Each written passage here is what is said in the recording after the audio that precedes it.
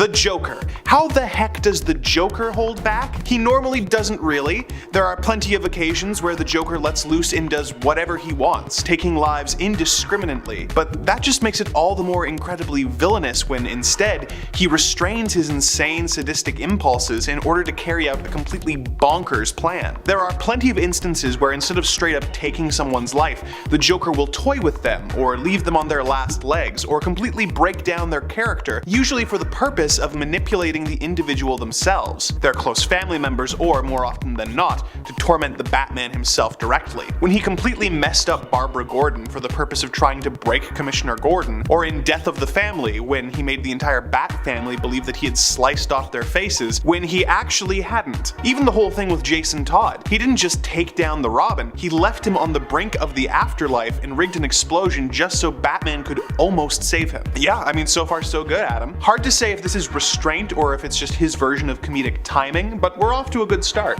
Number 9. Mr. Mxyzptlk. Mr. Mxyzptlk here is probably the best example of someone who is technically a villain and who has no choice but to hold back. If you want to see just how powerful this 5th dimensional imp actually is, all you have to do is read the Emperor Joker story, where his powers are granted to someone who totally shouldn't have them, the Joker. Using this power, Joker eventually causes the end of everything. But Mr. Mxyzptlk? He mainly just uses his abilities to be a pain in the butt and prove that he is smarter than Superman, his favorite superhero. I mean, there's a large case to be made that Mr. Mxyzptlk isn't even a villain at all. The point here is that this imp has the power to completely destroy everything we hold dear, but he knows that, and he has to keep his power in check to make sure that that doesn't happen. He's a villain, but that doesn't mean he isn't responsible. A great choice. What Adam doesn't mention is that Mr. Mxyzptlk is so overpowered that he actually has given himself a weakness to make things more interesting. That being that he will return to his own dimension if you can trick him into saying his name backwards. Kiltipsixum. Number 8. Impossible Man.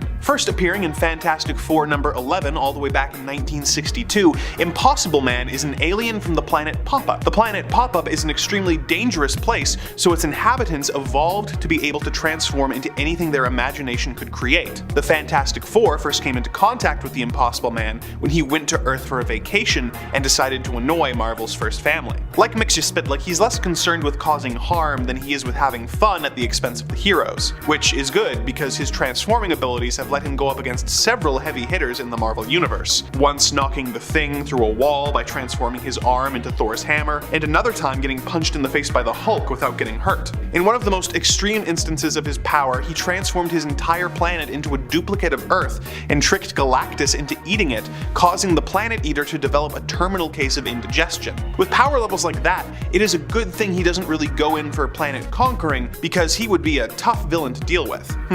Not sure if I'd rank him above Mxyzptlk, but they do seem to have a similar deal going on. Number 7. Molecule Man. Owen Reese was an ordinary lab technician who was repairing an atomic device and was caught in an accident that granted him incredible powers. This was actually a part of a plan by the Beyonders to end the universe, but for simplicity's sake, we're just gonna stick with the basics. He was granted the ability to control matter and energy, but due to a lack of confidence, was unaware of the true extent of his power. He originally thought that he had to be using a metal wand to manipulate matter, and also was under the impression that he could only control inorganic matter, but both were actually untrue. He was actually so powerful that the Watcher captured him, believing that he was too dangerous and could potentially destroy the universe. He eventually came back to Earth by reconstructing his body, and for a time was one of the most powerful beings in the Marvel Universe, once Dr. Doom helped him realize his true potential. He went toe-to-toe with the Beyonder and helped save the universe in Secret Wars 2. He became less outright villainous as the years went on, with him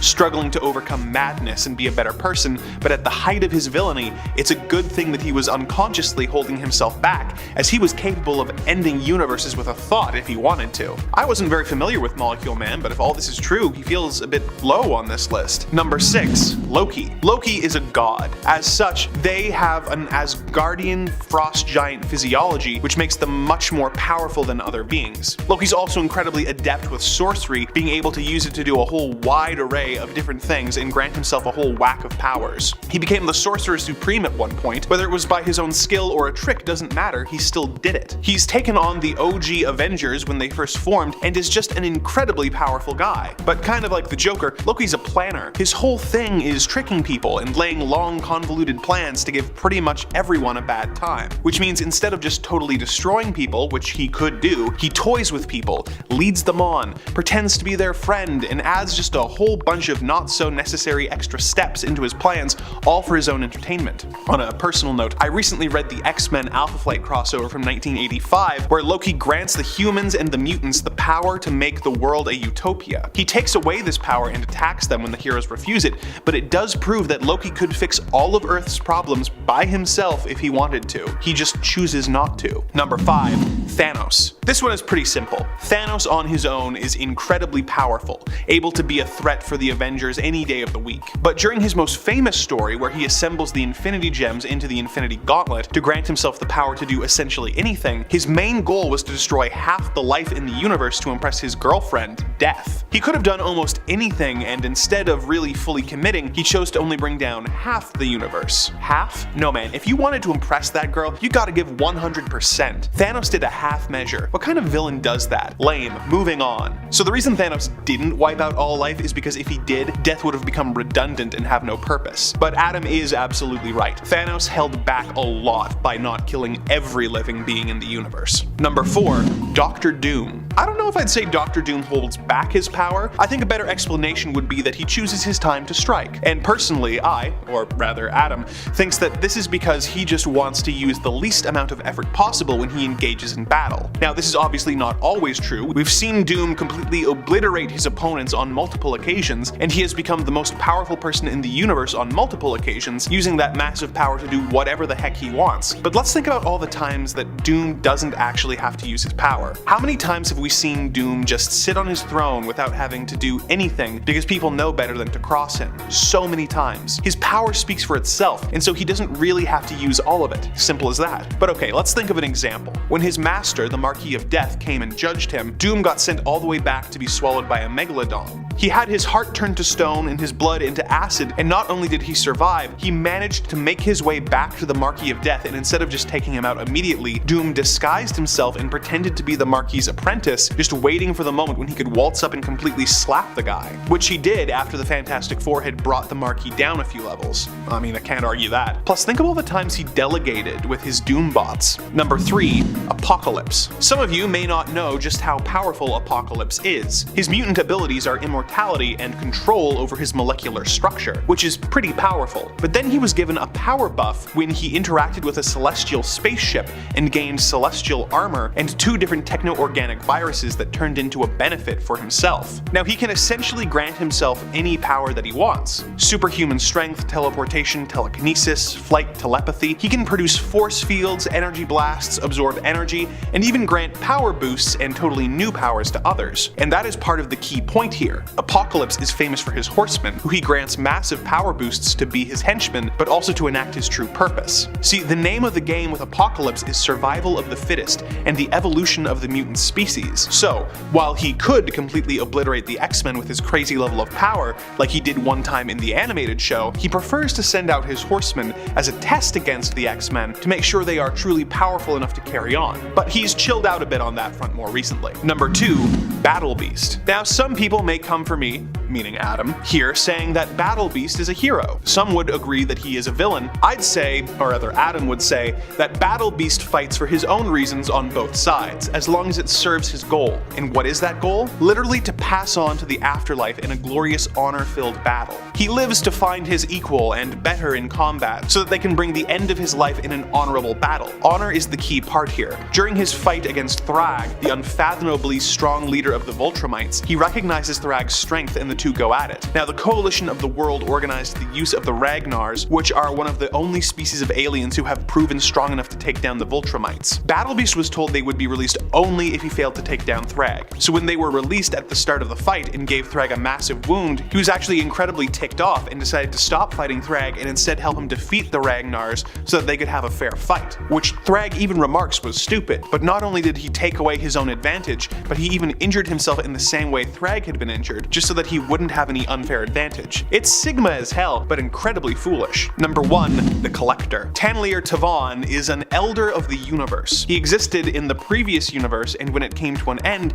he was the only one of his race chosen by the cosmic entity Death to be given immortality and survive in the new cosmos. As an Elder of the Universe, he is almost completely unkillable unless all his molecules are completely eradicated. While he looks like an old man, he has a second form where he gains powerhouse super strength, invulnerability, and cosmic energy manipulation for defense, offensive, and matter manipulation uses. But despite all that power, he time and time again does not use the full force of his power to trap and collect at least one of everything in the universe, including sentient beings. A lot of the time, he doesn't even go off to do these things himself, which he totally could. Instead, he'd rather let others do it. And I mean, when you have literally all the time in the universe at your disposal because you can't be stopped, then yeah, why do anything yourself? No need for urgency. I guess when you consider that the Collector could obliterate most people and only chooses not to so that he can collect them, he's a pretty good choice for the top spot. Sleez was originally Darkseid's right-hand man as the new god began accumulating more and more power on the planet Apocalypse. Eventually,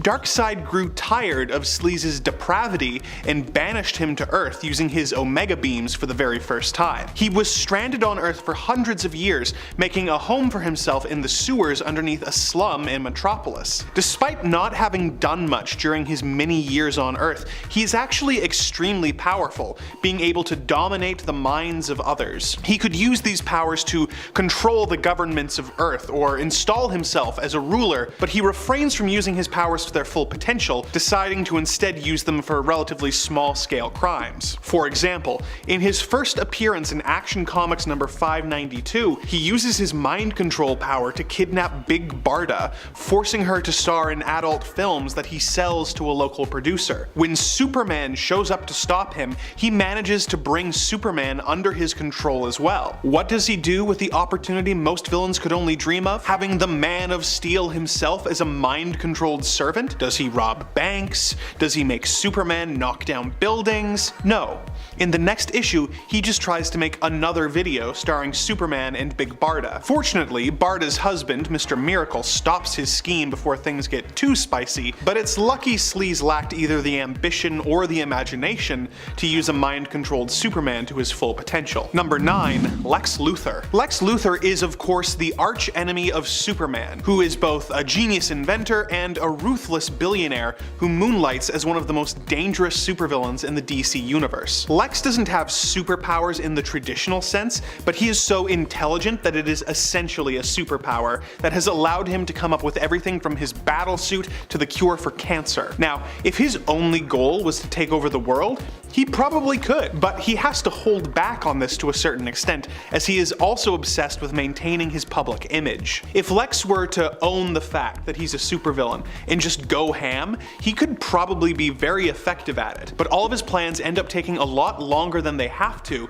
because he has to make sure that he can't be linked to them and that his reputation stays intact. On the one hand, this is practical, as he certainly doesn't want to end up in prison if he's stopped, but on the other hand, if it weren't for his pathological need to be beloved by humanity, he could save himself a lot of effort. On the other hand, if he chose to put his brain towards good, he probably would be one of the most beloved minds on the planet, but his greed and lust for power prevents him from reaching his full potential on that front as well. Number 8. Black Adam. Teth Adam was a member of the Kandaki tribe in ancient Egypt whose people were forced into servitude by a cruel pharaoh of the time. Most of his family was killed, but Teth Adam was able to escape with his nephew Amun when the wizard Shazam brought them to the Rock of Eternity to make Amun his latest champion. Amun learned that he could share his powers with Adam, and the two returned to free their people. Amun wanted to find a peaceful solution, but Adam felt that peace was not an option and wanted revenge.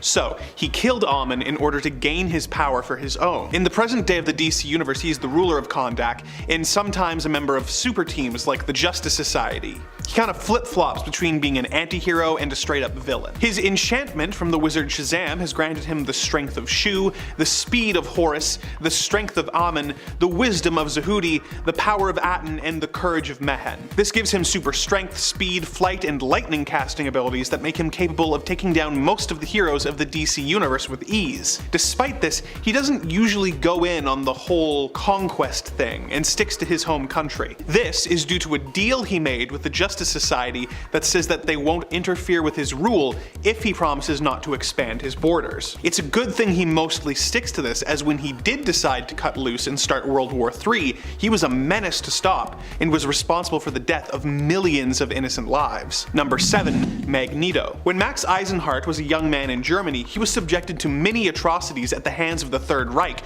who sent him to Auschwitz for no reason other than being Jewish. He eventually escaped and became known as Erich Lenscher. He discovered that he had the ability to control the powers of magnetism, and after the war, used them to track down former German soldiers. He developed the belief that mutants and humanity could not coexist and became Magneto, a mutant dedicated to mutant superiority and the leader of the Brotherhood of Evil Mutants. He is what is known as an Omega-level mutant, being capable of amazing feats such as defeating the Avengers by himself, taking control of the Earth's satellites to hold it hostage, and causing a massive EMP that shut down all technology on Earth. But because his goal is to make the world a better place for mutants, he can't use his full powers, which could destroy the entire planet. In the Ultimate Universe, Magneto reversed Earth's magnetic poles and caused a massive tidal wave that destroyed most of the heroes of the Ultimate Marvel Universe, as well as countless civilians. Let's hope his regular 616 counterpart doesn't feel the need to go down this route anytime soon. Number 6.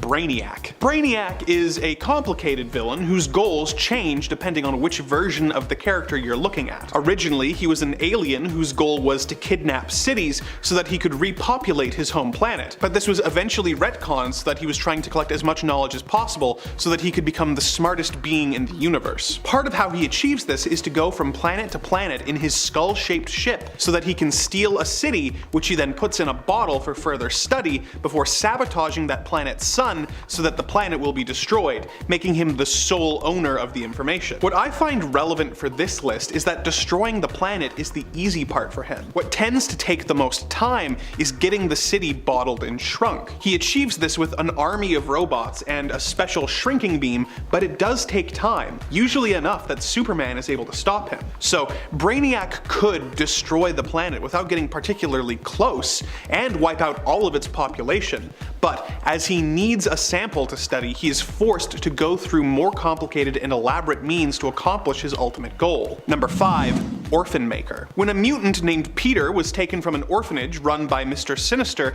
by a mutant named Nanny, he was fitted with a battle suit that made him impervious to most types of damage. Him and Nanny go about a twisted scheme of saving mutants by taking them from their non-mutant parents, who Peter then takes out, earning himself the nickname Orphan Maker. The battle suit makes him an incredibly powerful foe, but also acts as a power dampener for his as of yet unrevealed powers. However, Nanny has stated that his power is world-ending, and if unleashed would leave no survivors on the planet. So whatever he's holding back, it must be pretty powerful. I honestly couldn't find much info on his potential powers, but if you know something I don't, please let us know in the comments below. Number 4. Lucifer. Lucifer is of course a fallen angel who rules hell. He ruled hell for over 10 billion years, growing tired of the various stereotypes that mortals had come up with about him, claiming that he stirred evil in their hearts and bought and traded souls, all of which were untrue as he simply punished the souls who ended up in his realm. He eventually chose to leave, banishing all the souls and handing the keys over to Sandman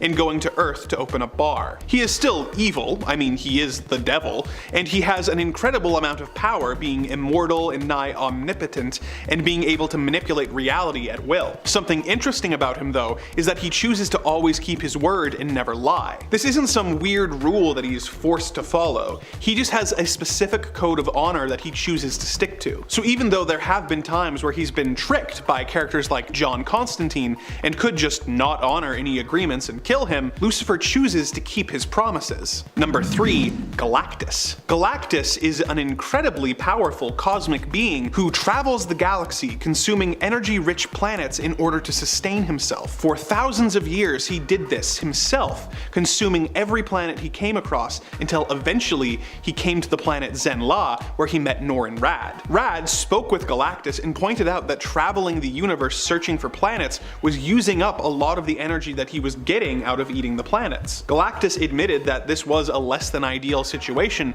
and agreed to spare Norrin's planet if he would become his herald, finding planets on his behalf and then essentially ringing the dinner bell. Norrin became the Silver Surfer and served Galactus for many years. So, while Galactus is capable of using his own powers to find the planets, he holds back and lets his heralds do the task for him, as if he cannot find a planet to consume and runs out of energy, he risks death. Number 2. Ares. Ares is the god of war and frequently tangles with Wonder Woman, being the main villain in her first feature film. In current continuity, he's a lot more chill and actually works with Diana a lot of the time, but we're going off of the new Earth continuity for this one. Ares gains his power from conflict on Earth, often stoking the flames of aggression to get people or countries to go to war. The more intense the war, the more powerful he becomes. However, he is in the difficult position of having to keep people in conflict without letting the conflict reach too much of a boiling point. For example, if he helped start a third world war, that would be really good for him, but if that war escalated to the point where the planet wiped itself out, it would be really bad for him, as there wouldn't be enough conflict to sustain his power. This means that he has to hold back so that he can hit that sweet spot of conflict in the world. Number 1. The Beyonder. The Beyonder is an ancient being from a race known as the Beyonders who exist on a plane of existence beyond the limits of our known universe. When he was accidentally taken to Earth by a group of supervillains using a tachyon beam, he became curious about Earth and decided to stay as an observer to learn more about humanity. He became interested in humans' tendency to be constantly searching for meaning, something foreign to him as he thought he was everything in the universe. When he discovered that this was not the case, he developed an existential crisis of his own and decided to search for meaning by starting the Secret Wars, where he transported the heroes and villains to Battleworld to make them fight. Among his many powers is the ability to manipulate reality, and once took over the entire Earth with a mere thought. He can also erase the memories of everyone on Earth so that they forget meeting him. He could potentially end the planet with a thought, but holds back as he is still trying to learn about both himself and humanity. He has since been made less powerful than he was in his initial appearances, but in his original form, he could easily have been the end of the Marvel Universe if that had been conducive to his goals. Number 10. The Wendigo. The Wendigo is a figure from indigenous folklore who was first adapted to Marvel Comics in Incredible Hulk number 162. The curse of the Wendigo is something that happens when a person engages in cannibalism in the Canadian wilderness. The curse causes the person to transform into a vicious creature who has an insatiable hunger for human flesh. In its first comic appearance, the Wendigo was a man named Paul Cartier who went on a hunting trip with his friends Georges Baptiste and Henri Clouzot. When they were attacked by wolves, the trio were forced to hide in a cave where Henri died. After 4 days trapped in the cave with no supplies, Georges wakes up and finds Paul eating his friend's remains, inadvertently giving himself the Wendigo curse. The Wendigo is a mindless creature who never stops being hungry, no matter how many people he eats. So, as a result, he will go all out with all of his attacks and will do anything in its power to get its next meal. There have been several different Wendigo over the years, and they have been difficult foes to defeat for the Hulk, Wolverine, the X-Men, and Alpha Flight due to their strength, their savagery, and their powerful healing factors. Number 9. Doomsday. In the ancient Kryptonian days, a scientist wanted to create the ultimate life form. He accomplished this by sending a baby onto the planet's surface and waiting for either the elements or the creatures on the planet to, well, let's say, help the baby buy the farm. He would then take whatever remains were left and clone the baby to create a stronger cloned baby, effectively forcing evolution to create the most brutal and effective creature possible. After decades of this bizarre process, Doomsday was born. Doomsday is nearly impossible to defeat, being essentially invulnerable and super strong. And if you do manage to hurt him, he has a powerful healing factor that will almost immediately undo the damage. If you manage to kill him, he not only comes back to life, but will be evolved to resist damage from whatever hurt him before. He is an unstoppable force that only gets better at fighting you each time. Like the Wendigo, he is an almost completely mindless creature with no goal other than to destroy all living things around him. When he first came to Earth, he was able to tear through the entire Justice League with them barely slowing him down, and the only person on Earth capable of standing up to him was Superman. Superman was eventually able to kill Doomsday, but it took him having to not hold back at all, and even then, the effort resulted in both Doomsday and the Man of Steel dying in the process. Because he is so mindless and therefore isn't even aware of the fact that he's not holding back, I've put him and the Wendigo at the bottom of this list. Number 8.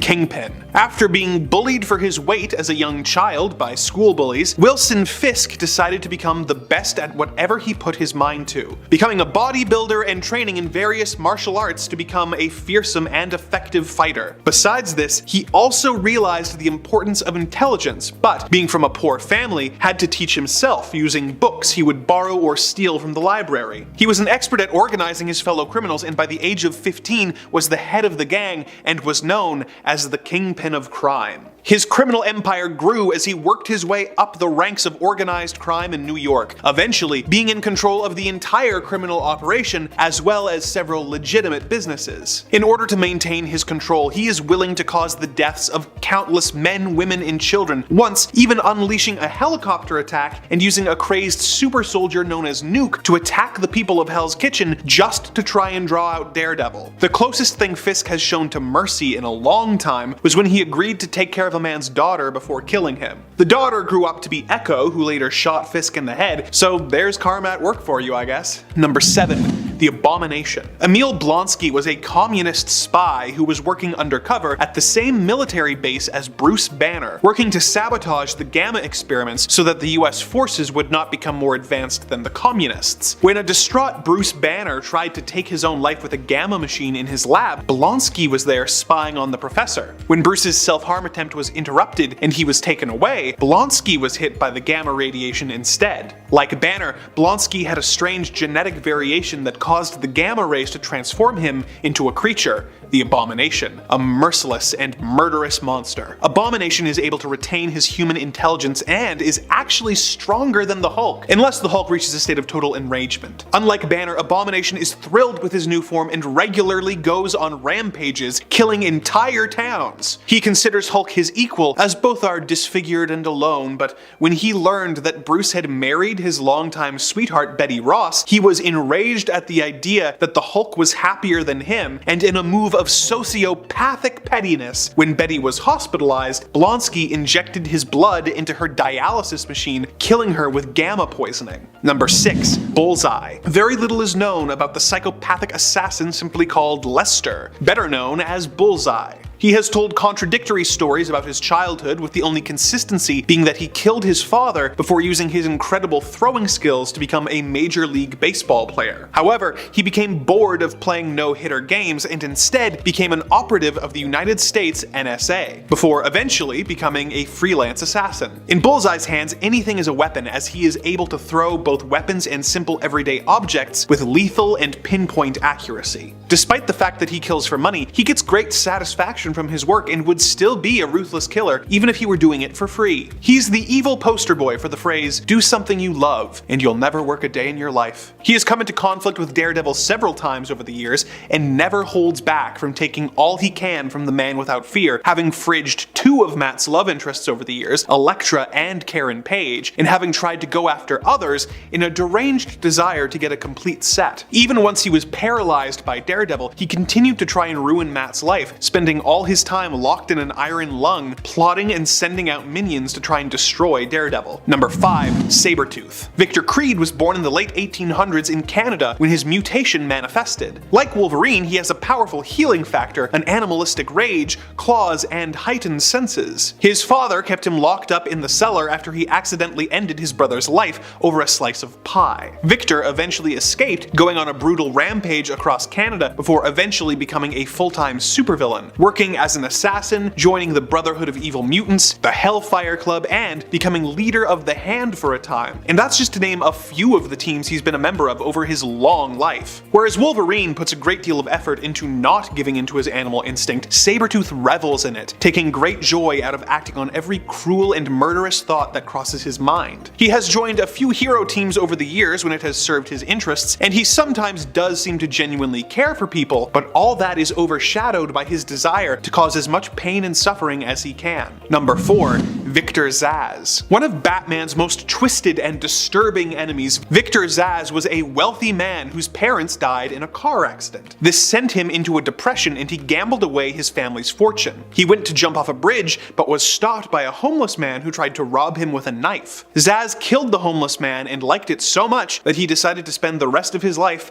liberating people from what he considers a pointless existence. For every victim he dispatches, Zsasz marks himself with a scar, making his body his canvas. And as you can see, he has worked up quite the body count in the years he has been operating in Gotham City. Zsasz doesn't think of his victims as people, rather as mindless zombies, and he believes that ending their lives is a mercy, so for that reason, he never holds back from earning new marks on his flesh. Number 3. Carnage. Cletus Cassidy was a troubled young boy who took out his homicidal urges on his grandmother, his family dog, his school bullies, just anyone. By the time he was a grown-up, he had become a notorious serial murderer known for eating his victims. He adopted a personal philosophy that even the average person can commit murder if only he has the courage. If this was the end of his story, he'd be just as deserving of a slot as Zsasz, but it is actually just the beginning. Cletus was eventually caught and sent to Rikers Island to serve 11 consecutive life sentences, where he was made the cellmate of Eddie Brock, aka Venom. The two did not get along, but when the Venom symbiote arrived at the prison to rescue Brock, it left behind a spawn. The new symbiote entered Cletus's bloodstream through a cut and bonded with him, transforming him into the deadly Carnage. Carnage is even more powerful than Spider-Man and Venom combined, and as if that weren't bad enough, he still has Cletus's twisted life philosophy, which he tries to enact any chance he gets. He is a brutal and cruel killer who never holds back from ending another victim's life. Number 2.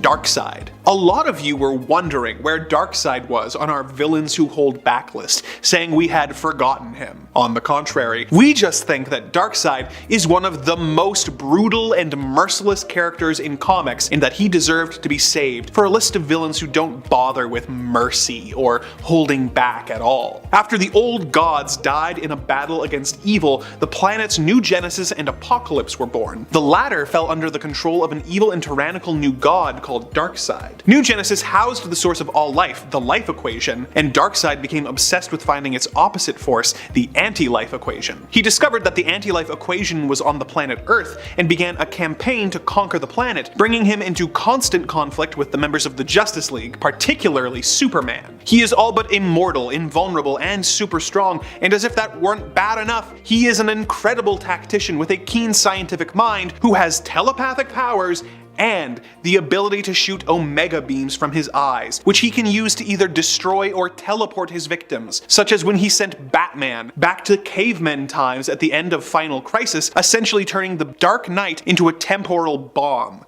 Even Superman has trouble going toe-to-toe with this new god, whose only weakness is a substance called radium. Number 1. The Batman Who Laughs. When the Joker of Earth 22 found out he was dying, he decided to go on one last spree in an attempt to send Batman over the edge. He killed all of the other supervillains in Gotham as well as Jim Gordon. He blew up several buildings and captured Batman. He forced the Dark Knight to watch as he killed the parents of kidnapped children in front of them before infecting them with Joker toxin in order to stop the madness, Batman broke free and broke the Clown Prince's neck. When he did this, Batman was inadvertently exposed to a Joker toxin, which corrupted his mind and gave him Joker's sick and twisted sense of humor and his murderous desires. This multiversal villain has all the cunning and skills of the Dark Knight mixed with all the cruelty of the Joker. This Batman went on to kill the Bat family as well as the entire Justice League before using his evil cunning to take over and destroy his world. He was then recruited to lead the group of evil Batmen in the evil cosmic being Barbados' plan to destroy the multiverse, but was defeated when the main universe's Batman did the one thing the Batman Who Laughs could not predict and teamed up with the Joker to save the universe. He has stuck around since then, continuing to show how horrifying an evil Batman who never holds back really is.